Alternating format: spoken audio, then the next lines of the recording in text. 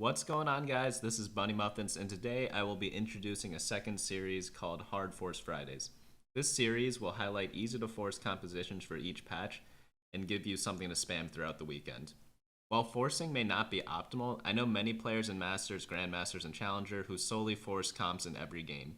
Forcing comps gives you an idea of how to handle a patch, and it allows you to learn, eventually, all the stronger compositions and what their transitions are.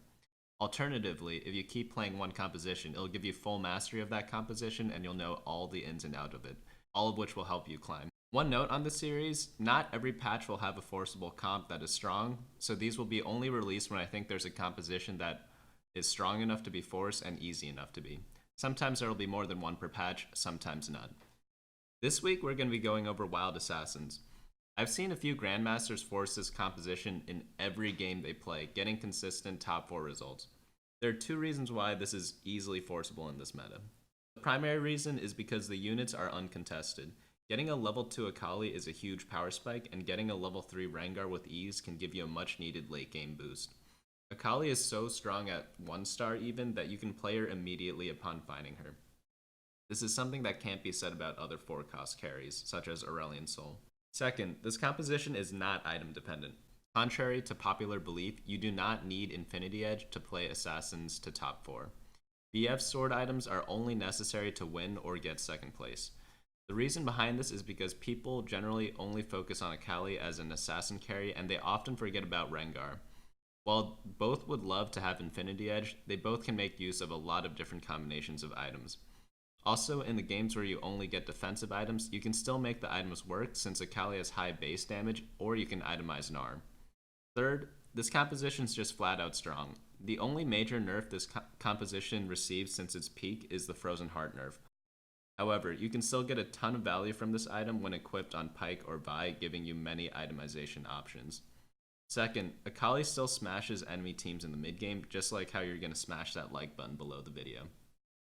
One last comment, this also counters all the Yordles out there who are spamming Iceborne Gauntlet, so that is a huge reason why this composition picked up in a lot of strength.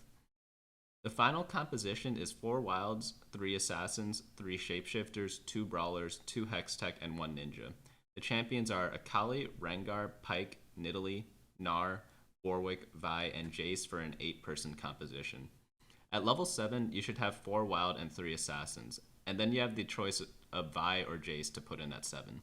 Generally, you put in whoever's upgraded.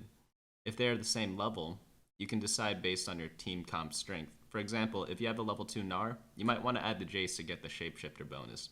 If you need a stronger unit to tank because your Akali and Rengar are already heavily itemized, go ahead and put in Vi. If you have a spare Thieves' Gloves, put it on Vi and equip her with that too, since she's a great user of that. For itemization, there are a couple of builds. I'll list out the ideal builds, but many work. On Akali, you could have double Infinity Edge with Rapid Fire Cannon as a glass cannon counter to Dragon build, so you build this when everyone's going Sorcerers. Alternatively, you can have 2 defensive items plus an Infinity Edge on her, such as Dragon Claw and Phantom Dancer. Hextech Gunblade and Seraph's Embrace are also pretty strong on her, giving her more ultimates and more sustain. For Rengar, we would want Guardian Angel, Bloodthirster, and then Infinity Edge or Rapid Fire Cannon. Again, you don't need these specific items to top 4, but they are very useful. Dragon Claw is also great on Rengar because Dragon Claw is just really good in this meta. You can put pretty much any damage or defensive items on these champions, which is great because you can put the attack speed and attack damage oriented items on Rengar and then put all the ability power items on Akali. Defensive items are great on both carries as well, and you could use pretty much anything the game gives you. Though my favorite defensive items are Dragon Claw, Phantom Dancer, and Trap Claw. As usual, look at your lobby to see what combinations would be best for that particular game. Do you need burst damage? Then Guardian Angel and IE are more important for your Rengar than Bloodthirster or Dragon Claw, since these are built more for sustained damage. Does the enemy have an Akali as well? Well, maybe you'd want Phantom Dancer or Trap Claw then. If there are a lot of Giant Slayers, maybe lay off the health items and go for dodge items. If there's a lot of crowd control, you could even give Quicksilver a try. The options are pretty much endless. You pretty much just build based on what your lobby is and what items you get from the game. One tip is that since we are 4 wild, all of our attacks will hit, so don't be afraid of Phantom Dancers. We counter that item since no one can dodge against us. For our other characters, other items we could use is Frozen Heart on Pike or Vi, and any random items you can find you just throw on Gnar. Zephyr is also one of the best items in assassin compositions. This is because games are very short, so you could often kill entire teams while his units are still coming out as Zephyr. Build as many of these as you can late game. Furthermore, at lower levels, people don't really play around this item, so it's easy to get free wins against lazy players who don't scout. Now that we know what the composition is, along with its key strengths, let's go over how to actually play it. On the first carousel, we'd like BF Sword, Glove, Bow, Magic Resist, Spatula, Tear, and Armor in that order. Getting one of these great items on Zed is also pretty useful. In the beginning of the game, you'll want to collect all level 1s, but primarily look for Nidalee, Warwick, Zed, Pike, and a second brawler for Warwick. If you can get a strong 2-cost upgrade such as Lysandra, Varus, or Shen, keep them and use them as an item holder while you transition. Kha'Zix is also great early game since he's an assassin and an item holder. After the first PvE rounds, try to build at least one item. An item you should complete no matter what is Infinity Edge, Guardian Angel, and Rapid Fire Cannon. If you have spare items such as 2 swords, you could also build a Giant Slayer, Bloodthirster, or Frozen Heart. If you can't complete any of these items, other options are Dragonclaw, Zeke's Herald, Locket of the Iron Solari, Luden's Echo, Ionic Spark, Seraph's Embrace, Warmogs, and Redemption. All of these are great early game options to preserve your life total while you wait for better items. Personally, I'd level up to level 4 on the first PvP round, this is 2-1, and level up to 5 after the carousel round at 2-4. Do not reroll during these stages. And the reason we do this is because we don't need many 1-costs. We only really need Nidalee and Warwick, but they're really not crucial to our composition to get leveled up. We really just want to get to our 4-costs and get a power spike through there. And we also want to preserve our health total. We're not playing a late game comp, so we need to win as many games in the beginning as possible. After Krugs, you can econ one more turn. After that, during 3-2, you'll want to level up to 6 and roll until you can stabilize. Some examples are 2-star Zed or a few other 2-stars who aren't Zed. Finding one Akali or getting a Gnar and putting in 3 shapeshifters is another alternative. Also, 2 leveled up brawlers with 3 assassins can work as well. If you find yourself losing during stage 3, roll 10 to 20 more gold during the next few rounds. After Wolf Camp, we'll want to find a 2-star Akali or along with 4 wilds. Level up to level 7 and roll until you can find Akali. If you have a lot of health, pick up extra Rengars on the way to try to get them to 3-star. You will also need items on Rengar if you collect him. Gnar is pretty crucial as well, but if we find Akali, we can stop rolling and then find Gnar naturally or wait until the other Gnar players die. If you have Nico, save it for Gnar since Akali is easier to find.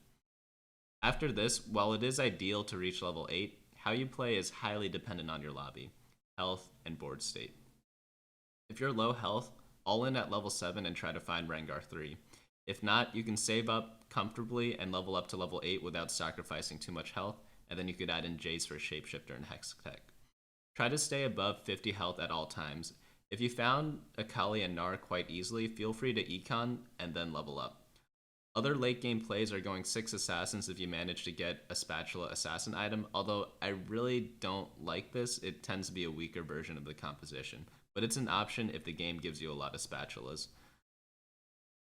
Other variations are using ninjas if the game gives them to you very early, such as during your reroll on Krugs. For example, at Krugs, if you get an Akali, Zed, and a Shen, maybe you could try to go ninjas and wait for a Kennen. Usually, in the late game, you'll want to prioritize your time scouting and figure out how to adjust your composition to counter the enemy teams you'll face in the top 4. You'll want to adjust assassin positioning if some of them are getting stuck or focused. You'll want to aim your Zephyrs, dodge Hextechs, and enemy Zephyrs. You will also want to make sure that your Gnar is in a place where you can reach enemy carries. If people try to counter you by putting tanks in the back row and frontlining their carries, don't be afraid to put your Akali in front of their carries. A sample positioning will be as follows. We'll have Vi in a corner, we'll have Rengar or Akali in the center, whoever is your primary carry. We'll have Pike and your other carry on opposite sides to reduce idle blocking of your assassins. We'll backline our entire non-assassin teams in order to increase the chance of decornering, and we'll also have Jace kind of near the center to knock back their CC tanks, such as Swain or Kennen. Next, we'll have Gnar in the center as well, or near where most enemy carries are, so you have to scout to look to see where to place Gnar. Lastly, we'll have Nidalee and Warwick in the remaining slots. As with every game in TFT, each scenario is different, so even though we're forcing a composition, be sure to adapt to every situation in terms of items, economy management, and positioning. Learning how to adapt will make you a better player in the long run. That's it for today. Let me know what you guys think of this series. Is it worth continuing Hard Force Fridays? I feel like this is pretty useful for people who want to ignore the meta or hate chasing highly contested units. That way you can focus your attention on positioning, rolling, and economy management instead of wondering how to build your composition. Let me know how your climb goes in the comment section down below. If you enjoyed this video, feel free to share it and hit the like button. Lastly, if you want to keep climbing and stay up to date on the meta, hit that subscribe button to be updated on my videos. Hey guys, thanks so much for watching. Don't forget to share and subscribe, and of course smash that like button. Each like is an LP I gain before the next video.